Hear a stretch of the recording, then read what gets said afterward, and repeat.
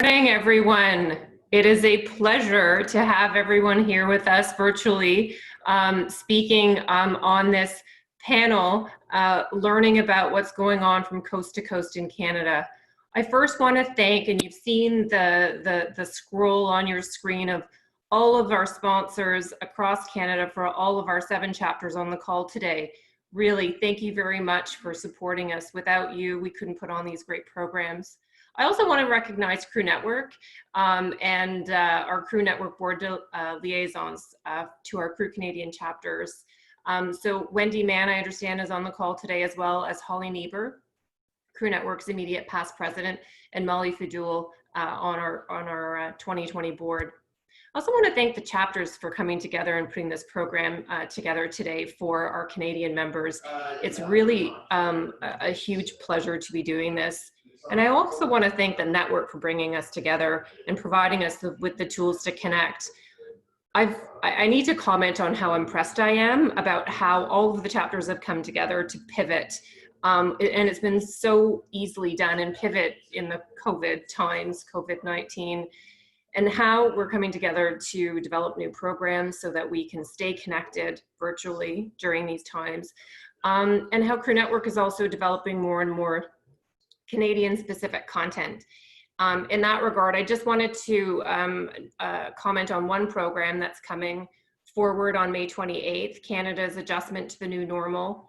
It's in your Crew Connections. I encourage you to look and to register. For those who do have a conflict that day, I understand there's at least one program out there with Toronto Crew's Building Blocks program where there is a conflict. The program will be recorded and posted in the CrewBiz community. So with that, I'd like to move to introductions. I'm Tara Pirco. I am a partner with Miller Thompson LLP in Toronto. Miller Thompson is a national law firm. We have offices across the country. The 2014 past president of Toronto Crew and the past president of Crew Network in 2018. With us today speaking on the panel is Ashley Willard Bowman. She's principal Beyond the Buildings and president of Crew Vancouver. We also have Michelle Pink, a director with AEC Property Tax Inc. and president of Crew Calgary. Laura Bradley, director at leasing at Manulife Investment Management. She's the president with Edmonton Crew. Kimberly Mayberg, managing director at Brunsden Lorick and Associates Limited, and she's the president of Crew Saskatoon. With us from Toronto, Farah Kimji, the founder of Futura Funds, and she's our Toronto Crew president. Chantal Cousineau, that's my dog, not Chantal, my dog is barking. Chantal Cousineau, she's a partner with BDO Canada, and she is the president of Crew Montreal. Last but not least, we have Leanne McLean from our newest Crew chapter. She's the senior account manager with the Business Development Bank of Canada, and she is the president of Crew Nova Scotia. So the topics that we're going to cover today across the country, the level of shutdown, the current market snapshot for that area or region, the industry response, and looking forward. And we're going to go literally from coast to coast. So with that, I'd like to turn it over to Ashley Willard Bowman from Crew Vancouver and to provide us with the level of shutdown, just to talk a bit about that as well as a current market snapshot. Oh, Thank you, Tara. Ashley. Can you guys hear me okay? Everyone can hear me? Good. Okay, well, thanks, Tara. I'm loving this live from home, coast to coast. It's so great to see all my fellow crew leaders across there. And thanks to all of you for joining us as well. And I particularly love we're starting in the West, because when you live in Vancouver, you spend all day, every day trying to catch up to the rest of the country. So it's nice to be ahead for once. So COVID, how have we been faring out here on the West? Relatively well, all things considered. Similar to many provinces, we went into a quick and aggressive lockdown. I believe our lockdown started on March 16th. And we've seen great results from that. We're very lucky here that our COVID cases have decreased and we're into lower daily numbers.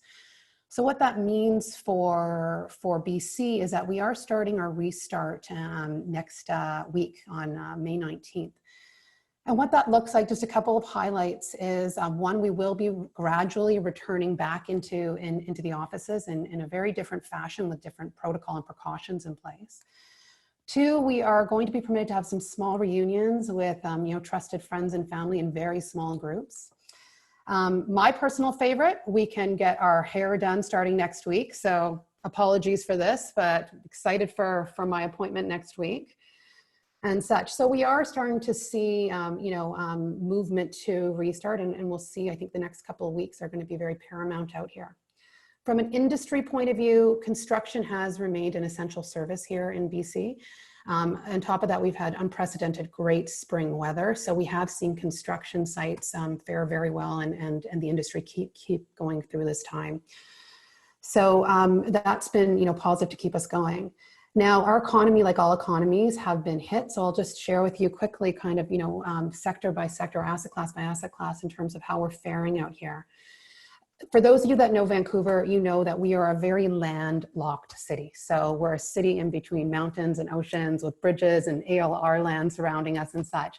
So that land supply creates supply issues for us at the best of times. One of my colleagues is referring to this time as the Great Suppression, and that really hit home with me. We are seeing a suppression of activity across all assets.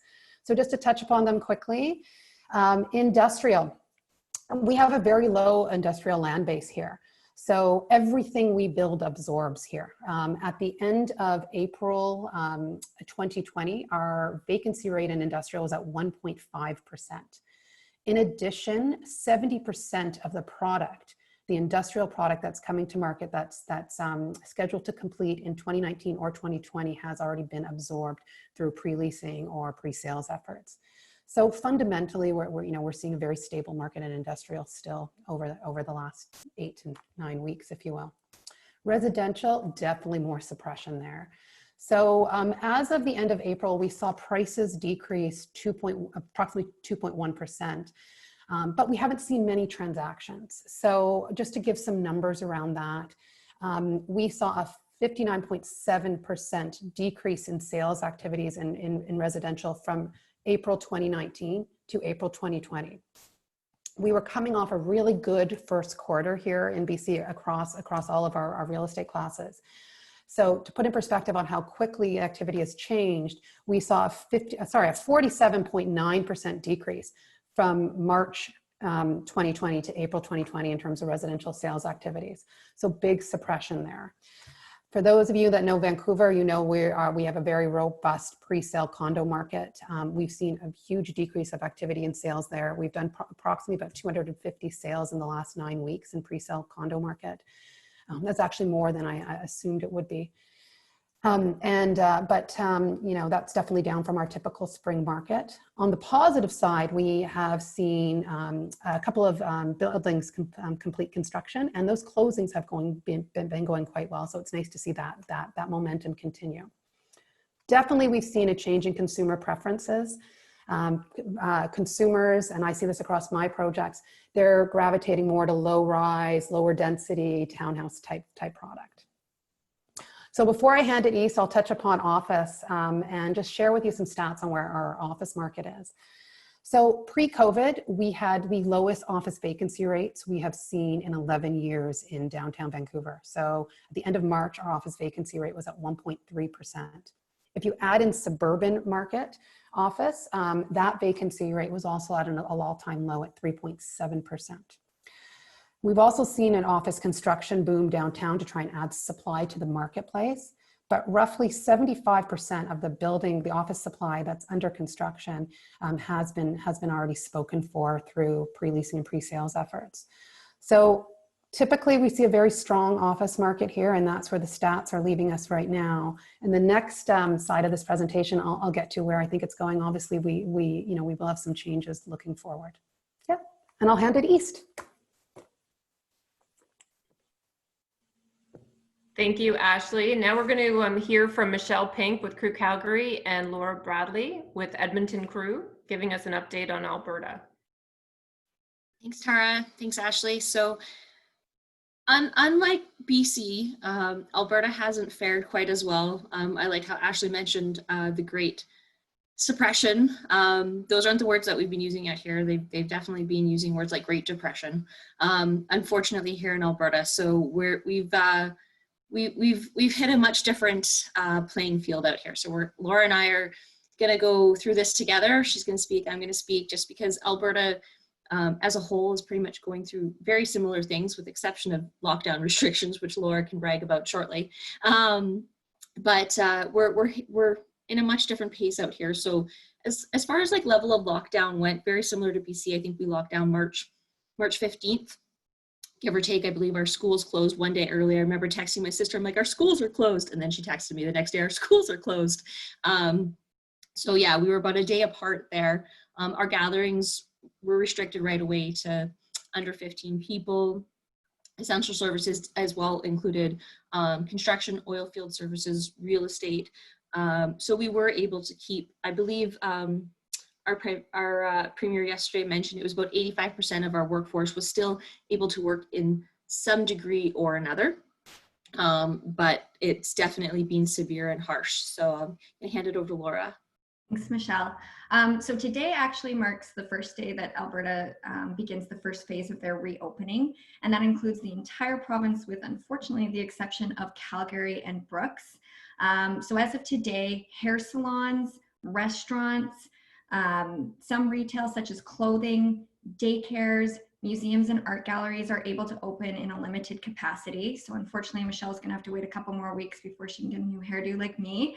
So that's exciting. A little fun fact about Alberta is that we've actually had the highest level of testing of COVID in the country per capita. So I think this has really helped with us being able to start our reopening here.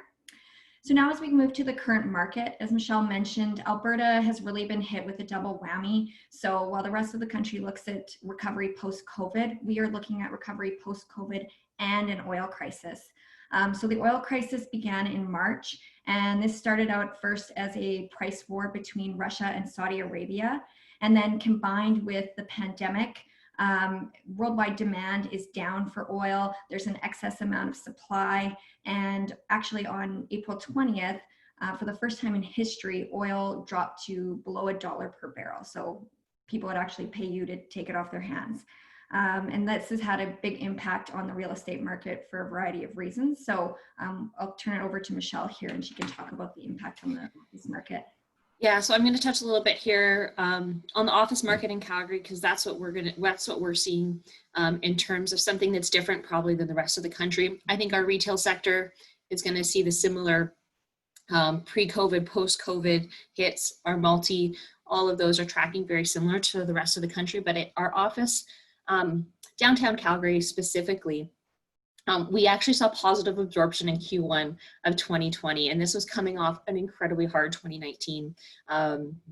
We've been tracking office vacancy rates between 25% and 27% in our downtown market. So we had already had a downtown office crisis happening there, but we did have positive absorption in Q1. So we were kind of on that uptick, but for us, COVID happened, and so and as Laura mentioned, the pricing war between Saudi Arabia and Russia has been our double hit. So not only do we anticipate companies going under from retail issues and whatnot, those bankruptcies, but we also expect a number of office vacancies and bankruptcies for people that had not addressed their previous debt crisis. So we're going to be getting it from the two sides of the coin there.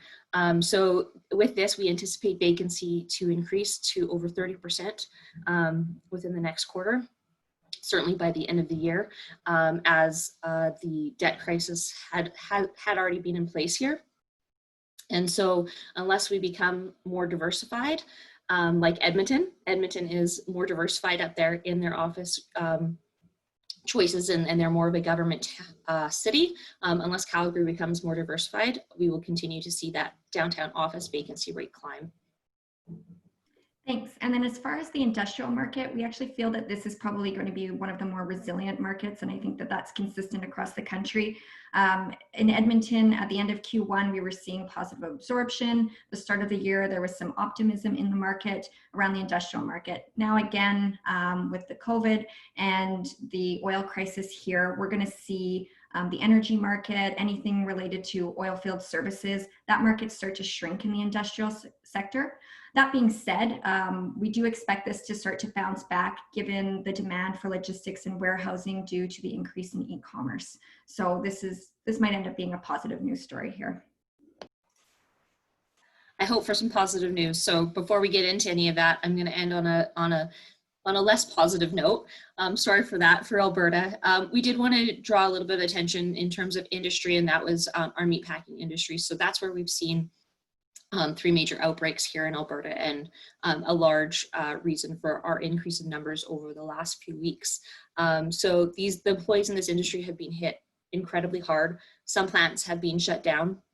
I believe our one plant had almost 1,000 cases of COVID in their outbreak there.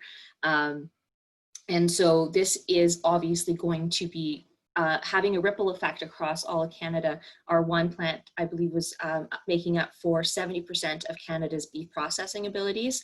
And so there's likely going to be a loss of about $500 million there to our beef industry, which I think is going to not necessarily lead to a beef shortage across Canada, but definitely a price increase to everybody, to all of the consumers, and certainly something that we have to control it and get a hold of here in Alberta. And as an industry, how do we look at that? So that's where we're leaving you off with Alberta. So not quite sunshine and fairy tales, but we will get through. We are resilient, we are strong, but Alberta is definitely facing the double-edged sword here.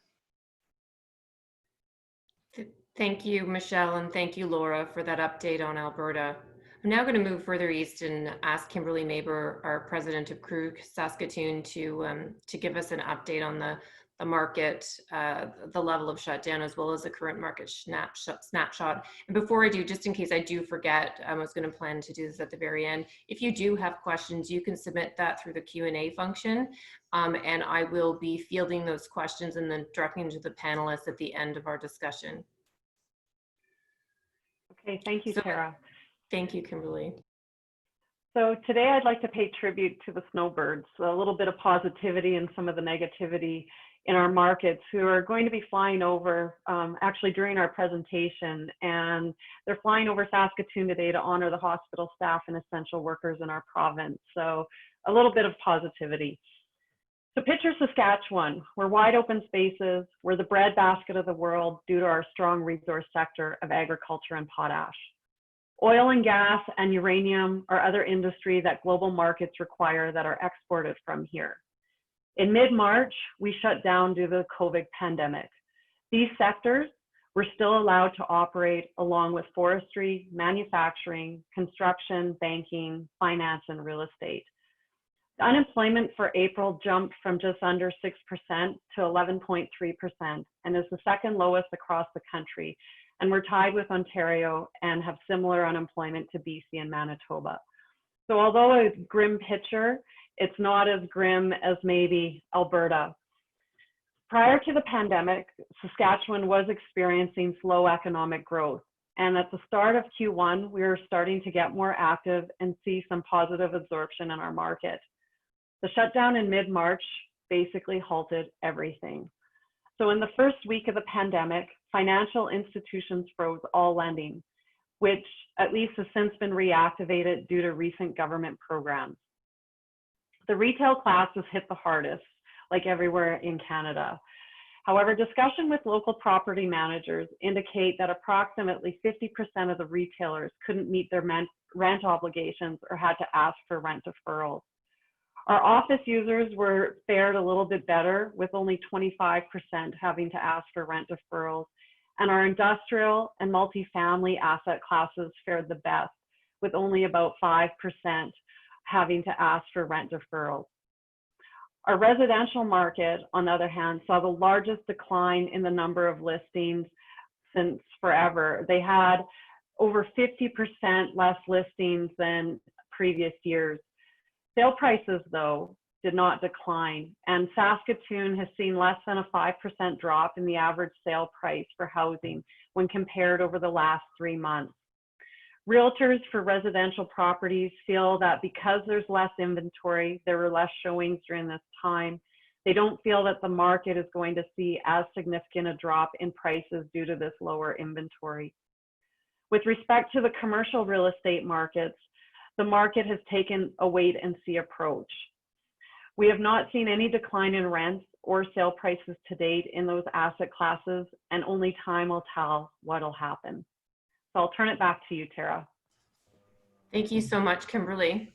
Moving again eastward, I'm going to ask Farah Kimji, Toronto Cruise President, to give an update and also just comment on the level of shutdown in Ontario. Okay, thank you, Tara. So in Ontario, we actually have the second highest number of cases as a province with over 20,000 cases.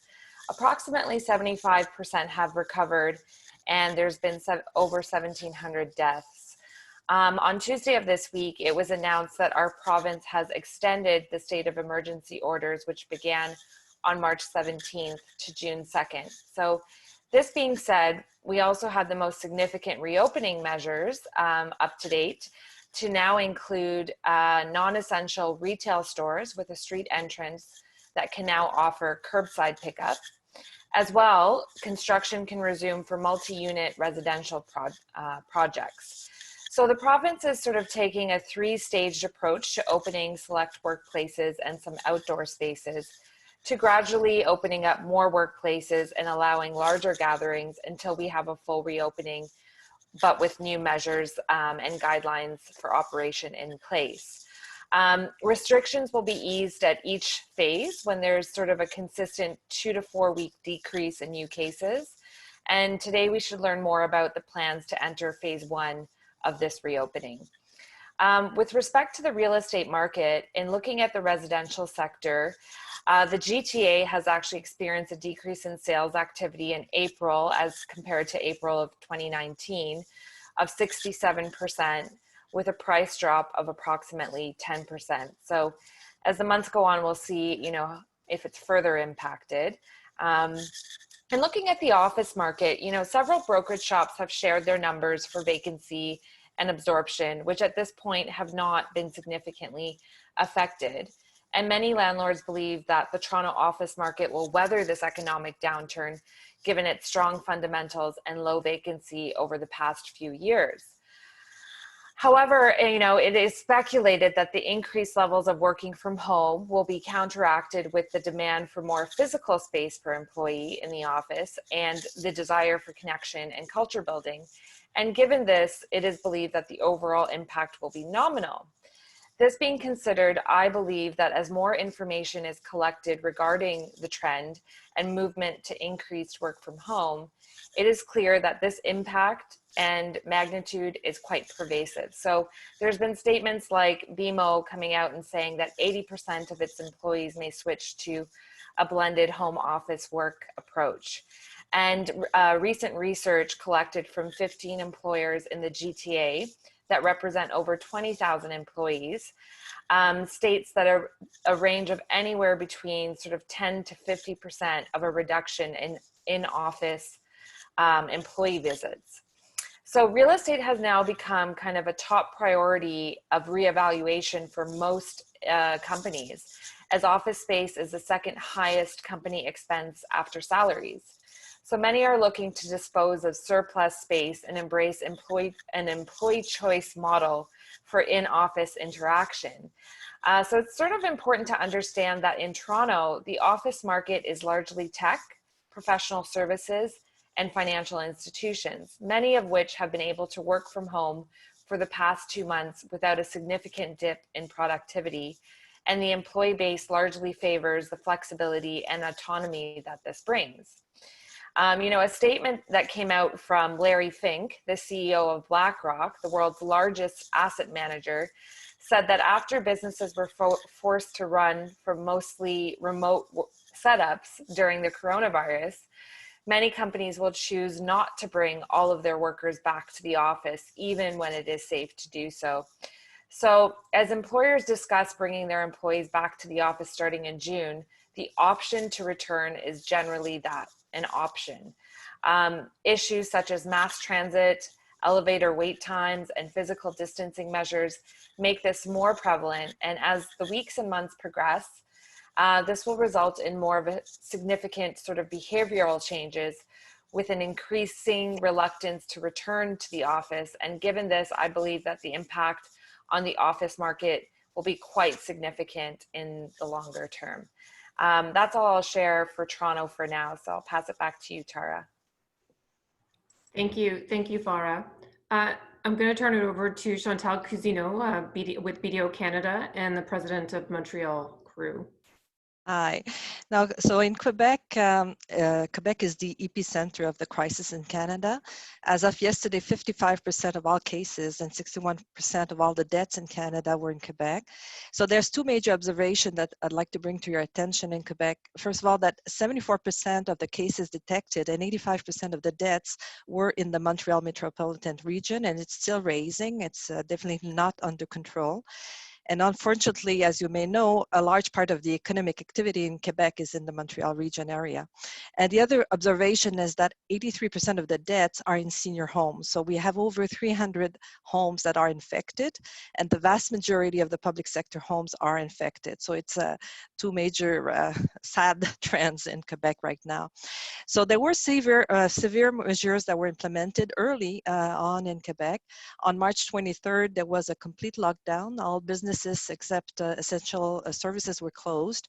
That included all construction sites.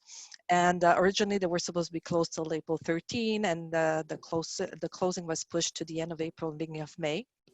And on March 28th, there was even further measures to close regions of Quebec that had not been as affected as Montreal.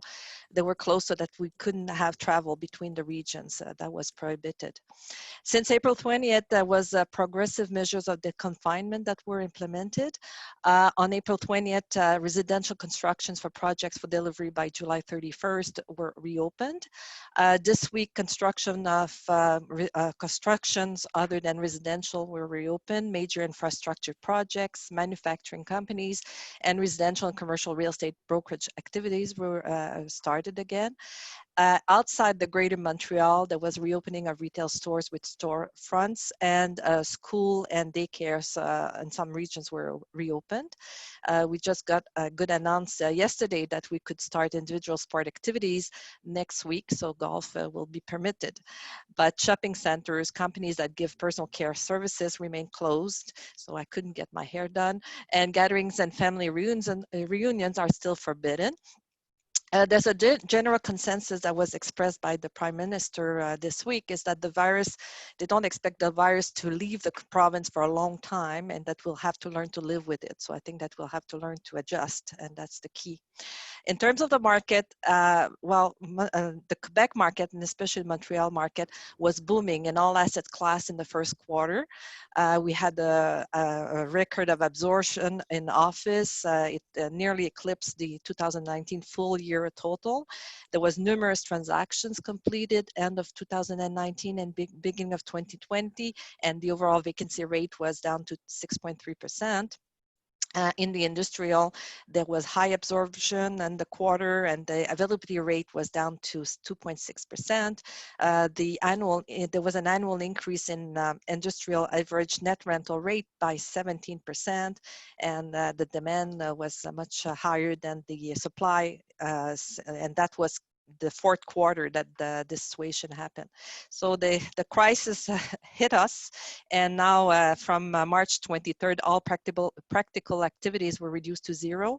Construction stopped to April 20th for residential and May 11th for the other sectors. The visit of sites were forbidden. Sales office of real estate project sectors were closed. As a consequence, we saw a decrease of 68% in sales of residential units and multi-residential in April 20 compared to 19, and a decrease by 74% in new registrations. We'll see major delays in deliveries of residential properties due to this summer, and there's been, we can see deferral of transactions in all sectors. So that's for me. Push it east. Thank you very much, Chantal. I just want to add, as between Ontario and Quebec, Ottawa and Gatineau, Quebec, there are a lot of cross-border in terms of people working. And I know that they shut the bridges down over the Ottawa River such that the folks that lived in Gatineau could not go to Ottawa to work and vice versa. So that was another level of shutdown as between the Ontario and the Quebec region. So thank you very much. And as far east as you can go, Leanne McLean, the president of our newest chapter in Crew Network, Crew Nova Scotia. Leanne? Thanks very much, Tara. I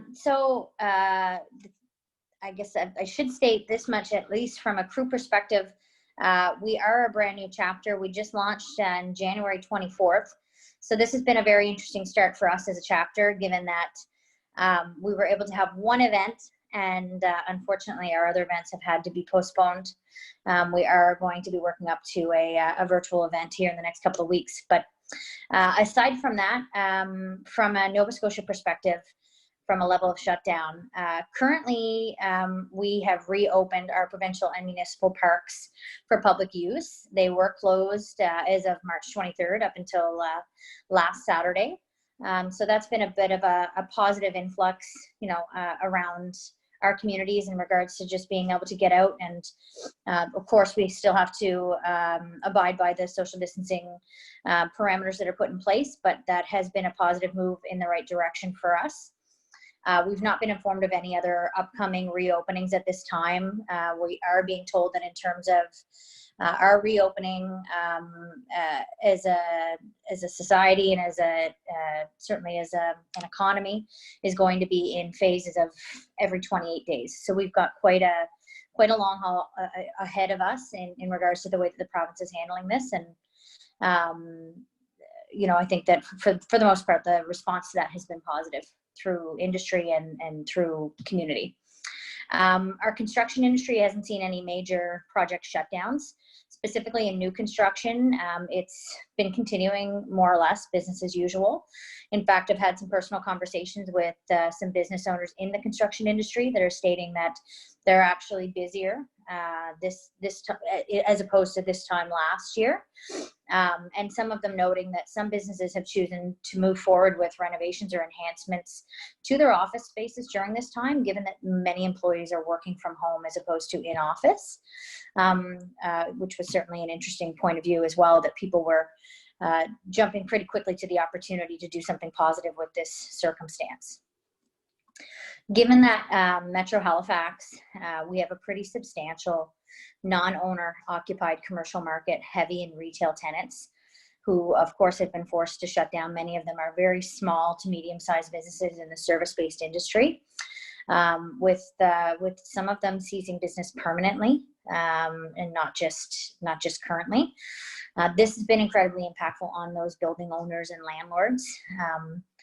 We do realize that there's been some financial assistance in regards to mortgage deferrals, but obviously if they're losing tenants from a permanent perspective, they're concerned about how they're going to fill those spaces over the next couple of months during these obviously trying times. From a market perspective, the Halifax industrial market actually decreased by 10 basis points in the first quarter to 6.6%. We did record just over 70,000 square feet of positive net absorption quarter over quarter, which obviously is great, especially given that the next couple of months are probably going to be a little slower in regards to uptake. We have had some major projects that are undergo that have not slowed down and that are currently still meeting timelines and have had no reason to feel that they're going to have to delay those projects or be able to meet the requirements in terms of getting those spaces up and running in an appropriate time frame. From an office market perspective, the overall vacancy rate decreased by 30 basis points in Q1 to 15.2%.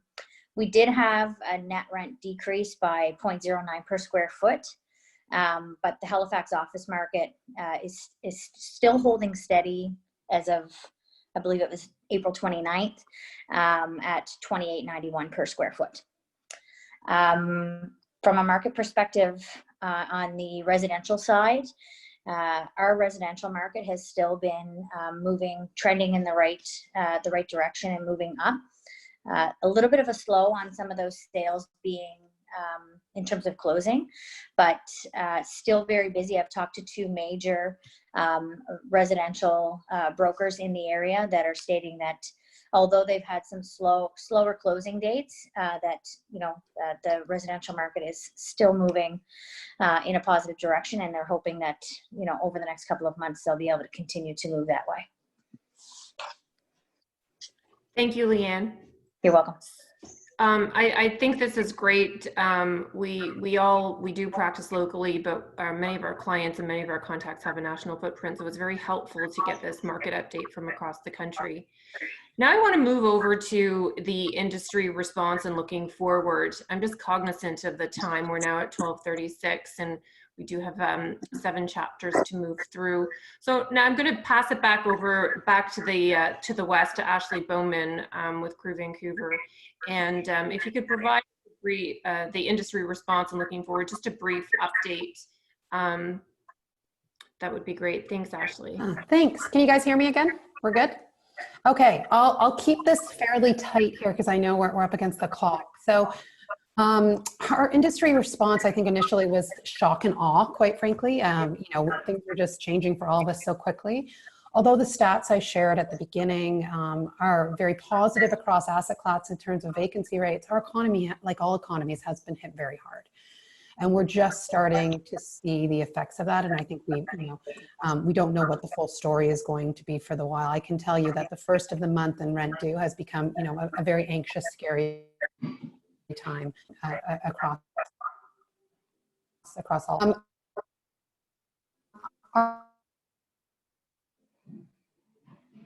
Our job loss, people moving to 4-day-a-week jobs, and there's been a lot of empathy and coming together.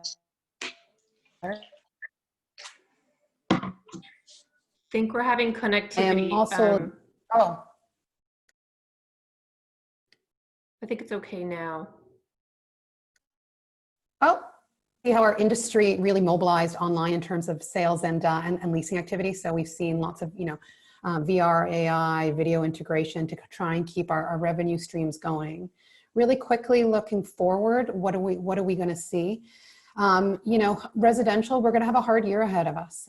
People are not wanting to move, and with the economy down, it's going to be hard to move that asset class. So I do think we've got a year ahead of us that's going to be a little bit rockier. But we've seen projects also be on hold. So I anticipated about 18 months, we're actually going to be back to a supply issue, particularly in the high-rise market. Industrial will do just fine. It's a very stable asset class here, as I was expressing. And if anything, we're seeing increased demand for distribution and warehouse. Commercial, I think it's a little too early to tell. Farah was mentioning, we are such a tight office environment right now that I think we are going to see people need more space to accommodate people in office, but we have seen great success from people working from home. So I think that will net out. People are just going to not be able to afford their office spaces. So I do think we're going to see a sublease market that we haven't seen. And if I had to predict, I would say that we were probably going to see vacancy rates raised to about 7-8%. I don't think we'll see double digits here. And all in all, I just think a big part of supporting all asset classes is how we react to getting our buildings safe to occupy again. So like many of us, our new part-time job has become looking at technical integration, touchless technology and such on how we enable these buildings to flex and expand in a pandemic environment. All in all, though, I think, out here in the West, we're taking it day by day and moving through the fluid situation as best we can. Thank you. Michelle and Laura? Yeah, so I would say, the feeling here in Alberta has probably been tempered optimism. Again, we're not just dealing with the pandemic, but we're also going to be dealing with the oil crisis that we have here. So any recovery for the Alberta market is probably going to be an additional 18 to 24 months longer than the rest of the country. That being said, I think there's been a lot of innovations and neat ideas that Michelle's going to speak to.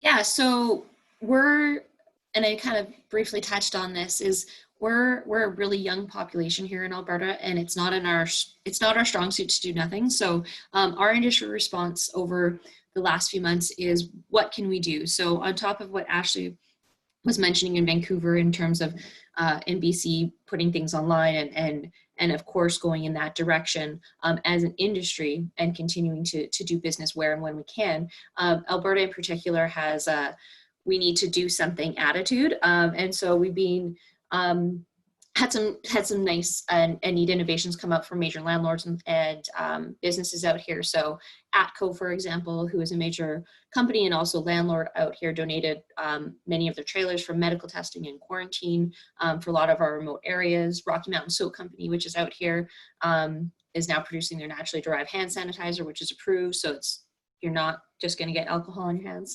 IKEA Edmonton had a stockpile of 42,000 respirator masks and donated them to AHS.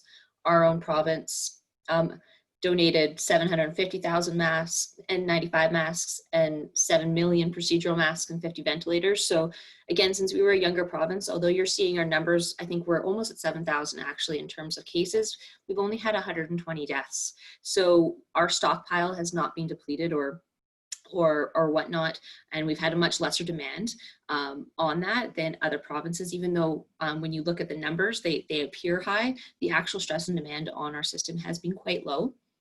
So I think that has been our strength in this, is the ability to do something on top of the innovations where we're seeing breweries turn into hand sanitizer companies. We've had, major companies like Minhas Brewery and lots of local companies making that pivot. And I'm going to let Laura move to the future a little bit here. Yeah, and I think this was a question by Sarah Martin, actually. We see this as a good time for Alberta to pivot and move a little bit away from being so reliant on the oil and gas industry. One sector that we see that has been key to recovery here in Alberta is the tech industry, and specifically the AI industry. The University of Alberta here in Edmonton has a world-class AI program, and we think that that can help drive demand in the real estate market as far as office space in the tech sector, and help Alberta diversify a little bit away from the oil and gas sector. So that's a wrap on Alberta. We're trying to look at it as a positive story because there has been so much negativity and loss here that if this isn't our time to pivot in a global pandemic, then Alberta's in for a really long haul. So we're excited and we're optimistic for the future. Thank you, Laura and Michelle. Kimberly, Saskatoon. Okay, I'm gonna just cut what I was gonna say a little short, just in the absence of time. We were one of the first provinces in Canada with our back to work plan, and we initiated a 5-phase plan, and it started on May 4th with the healthcare and public workers coming back to work, and followed by next week. Clothing stores, hairdressers, and flower shops, golf courses will be allowed to open with campgrounds on June 1st. We have a bit of an outbreak in the northern part of the province, so those areas can't open up right now. Basically for us, it'll be dependent on how fast we come out of the pandemic and the economic crunch, based upon how our potash and agriculture play a role in terms of global demand. Early predictions from the Conference Board of Canada indicate that we will be hit the hardest across the country, with the largest GDP drop of around 5% in 2020. However, that being said, because we're such a commodity-focused market, we will also see rapid increases as markets start to stabilize in 2021 with a 5.4% GDP growth. So overall, I guess it's a guess for anyone of how this pandemic will impact our real estate prices. It's really going to take at least 3 to 6 months until this full effect of the pandemic will be seen in our local marketplace. And it's expected that any negative effects on real estate prices in the short term will be a short-term phenomenon. And we have an optimistic economic forecast for 2021. So I'll just leave it at that so we can get through the rest of the speakers. So thank you. Thank you, Kim. Moving to Ontario. Farah? Yeah, so, while real estate has been hit hard, given many establishments have had to shut their doors, this has also sort of meant an emergence of increased collaboration and innovation. So with respect to collaboration, I'd like to share that Toronto Crew actually participated in an initiative alongside other industry organizations, including NAOP, ULI, SIOR, Cornet, and RealPAC, to galvanize our industry with a call to action to support the medical community by providing access to both indoor and outdoor spaces. So through collaboration with the City of Toronto, hospital networks, and the United Way, our associations as a collective put a call out to our members to provide support. And we've already seen this in action with the Royal York Hotel running a Rest Safe program, which allows frontline hospital workers the opportunity to stay as guests. And there's so many examples of this, and it has been so amazing to hear all of the stories where our communities have really rallied together to support each other during this time. Looking forward, and with respect to innovation in our industry, I have witnessed an almost overnight shift. So as the founder of Futura Funds, I actually work with both technology companies and corporate clients to develop strategies and next practices on how best to integrate technology and innovation in our industry. And I can say that the conversations that I was having pre-COVID versus post-COVID are drastically different. Before COVID, the adoption of technology in the real estate sector significantly lagged other industries, and innovating and using technology-enabled solutions to manage your real estate was almost seen as sort of like a nice to have and not a must have, given that in many major cities across Canada, the real estate market fundamentals were so strong and demand was high, and there was no real pressure to innovate. Now the industry has woken up and realized that in order to manage through this pandemic and also for the longer term, it is time to innovate. And they say, necessity is the mother of invention. So landlords have become more open to learning about how technology can help them manage their portfolios. And this includes, the need for a bit better digital strategy, including a tenant engagement and notification platform, remote building management tools such as IoT sensors, remote working tools, increased cybersecurity strategies, and several others. And what has also emerged is health technologies and the need to incorporate these into our buildings. So these are things like air quality sensors, thermal scanners, and increased use and implementation of touchless technologies, to name a few. So as the weeks and months progress, I really do believe that the industry will need to look to new and innovative ways to operate, redesign, and build the real estate industry of the future. And I'm so excited to both witness and lead in this charge. Thank you. Thank you very much, Farah. Chantal? Yeah, well, in Quebec, first of all, several measures were implemented by the various players, like financial institutions proposed deferrals of mortgages, payments, and flexible solutions. Municipalities postponed future property taxes. There were landlords that awarded rent abatements and reductions. The Minister of Justice authorized notaries to conclude distance transactions, which was quite special. And of course, the federal government is proposing a measure to help the tenants through the Canada Emergency Commercial Rent Assistance Program. In the future, I think that there's three trends that I'd like to present to have you think about. In Quebec, definitely we will be reviewing the senior homes model.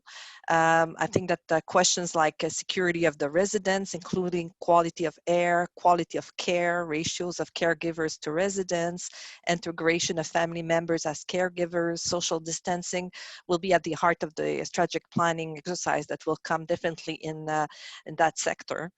The second trend is that Quebec has been renowned as having a large base of entrepreneurs. One lesson that will be learned from this crisis is the need to become more autonomous. We'll see, I think, a reverse trend. In the past, we were seeing manufacturing becoming importers, but I think now importers will become manufacturers.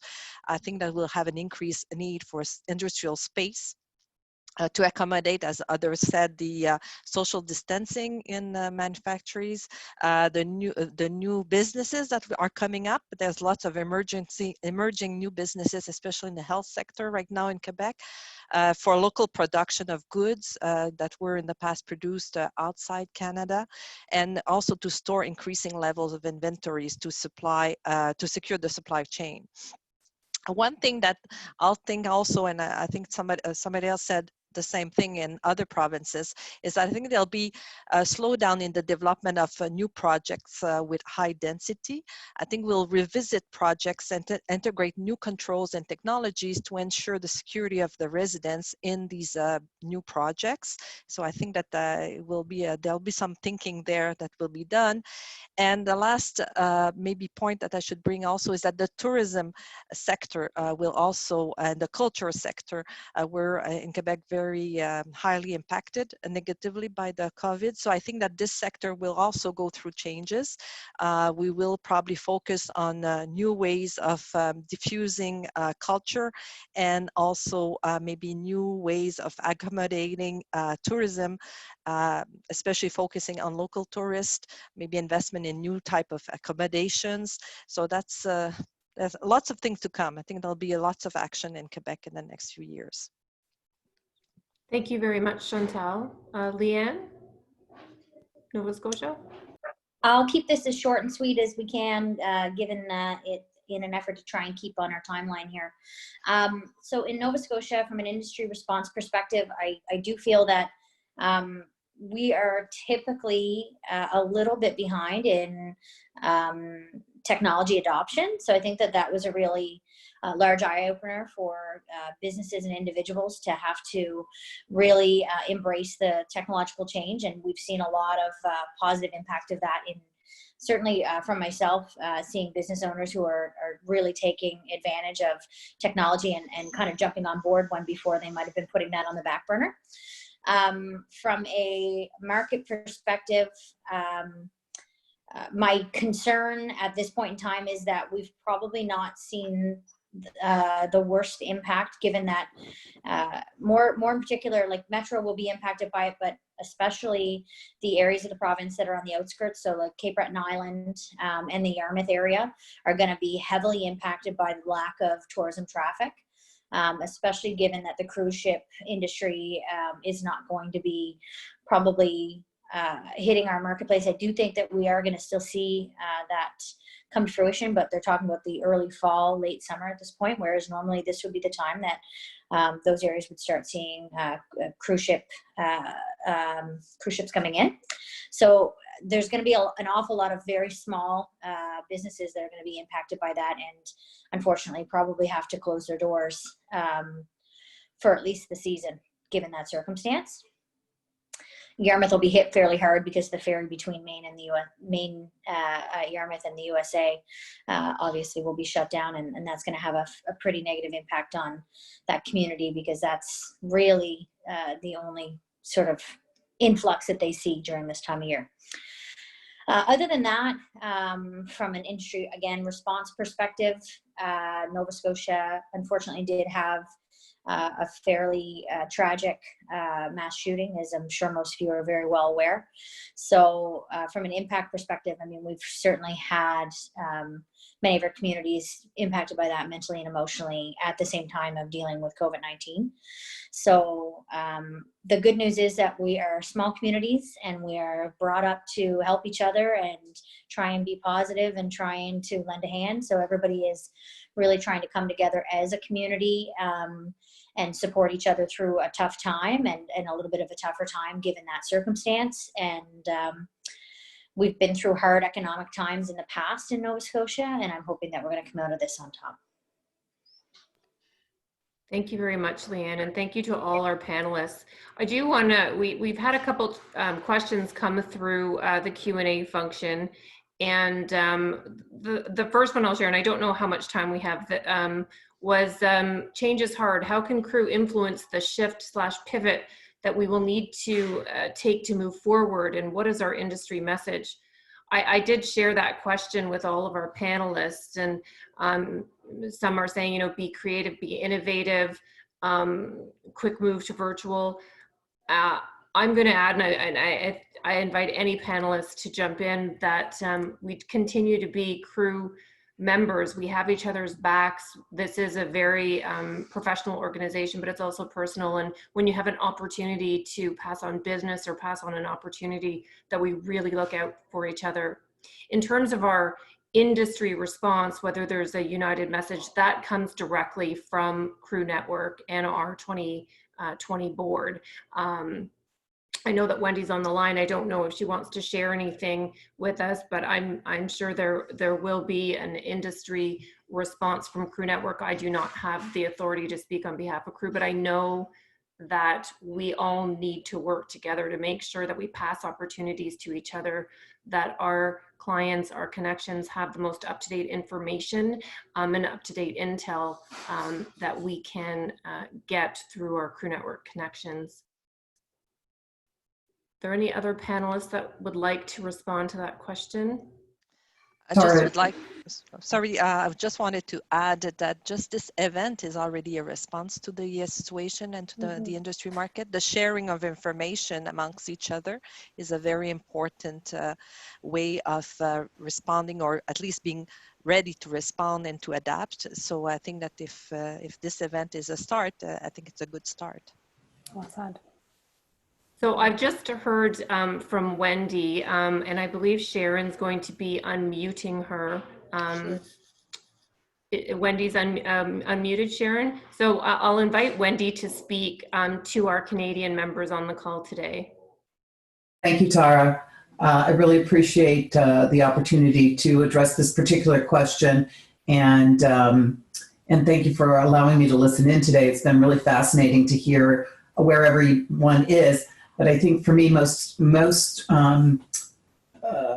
promising is the optimism I hear in all of your voices, and that's great news for us. I would say that Crew has already and is influencing how we shift or pivot by doing, the three most important things I think that the organization is doing right now through our leadership with the board and our work with the chapters is to create and add value wherever possible, to understand that everyone is in a different place personally and professionally with this. And so trying to provide content, knowledge, connections that will feed that person's needs and meet them where they are. And for example, by that I mean one of the upcoming series that we'll be doing is called Crew Cares, which is focused on career strategies in a down market, those who've lost their job, things that they can be doing. And it's going to be all about this transition we're in, both personally and professionally. So that series will occur over the summer. So what we're trying to do is create and deliver value, ensure that we are being sensitive to where everyone is in this moment, and then make decisions that are going to support our chapters and their members going forward. So we're already talking about what we need to do when it comes to dues renewal in the fall, when we are doing our mid-year special offer. And I think from our organizational standpoint, letting members know that we are loyal, that we're committed. And I think Patty McDonald and all of the attendees reminded us that, from Holly's leadership last year is, we want everyone to know that Crew has your back. And so everything we're doing right now is really focused on adding value and delivering quality to the member, including, offering our upcoming summit as a complimentary offering and giving everyone the opportunity to share and experience that.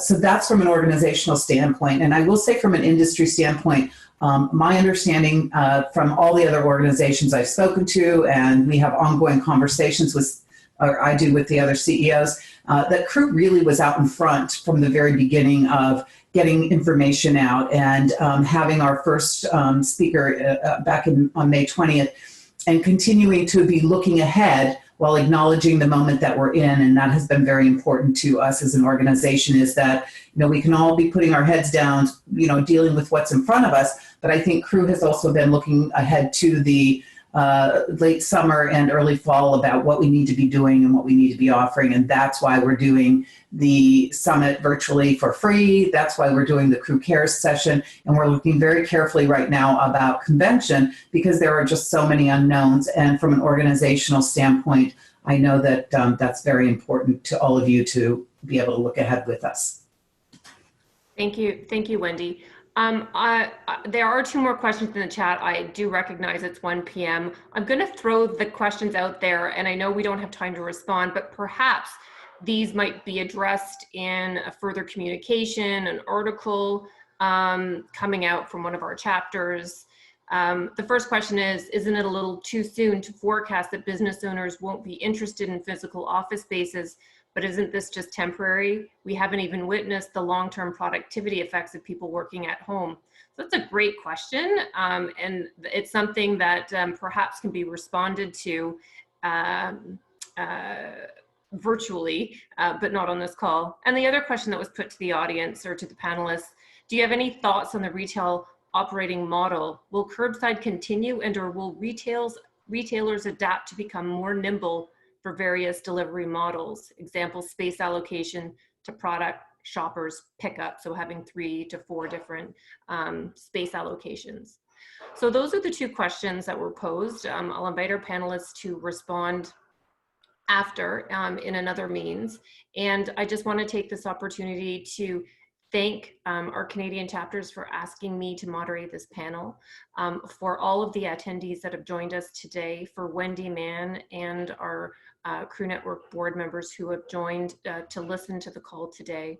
And also a big thank you to our Crew chapter sponsors, our Crew Network sponsors who have supported our chapters and allowed us to put this programming together today. So thank you very much.